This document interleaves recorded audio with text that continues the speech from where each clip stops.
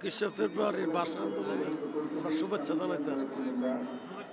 আপনারা তো এত রাত জেগে হাঁটতে পারেন না তো? আমাদের রাত জেগে আমরা সবার সাথে একসাথে মানে এ, দিব পুষ্ট উদ্বোধন করবো, এটা আমরা আনন্দ। আমরা এসেছি আজকে এখানে প্রতিবন্ধীর তরফ থেকে আমরা যারা শারীরিক প্রতিবন্ধী আছি আমরা আজকে শহীদদের প্রতি শ্রদ্ধা জানাতে এসেছি এবং আমরা অনেক সময় আসি 21শে ফেব্রুয়ারি যে কোনো দিবসের দিন আমরা এখানে হাজির হই।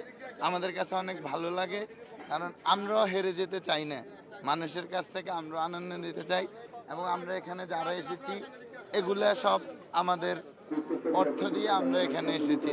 তো সবাই আমাদের জন্য দোয়া করবেন। আসসালামু আলাইকুম।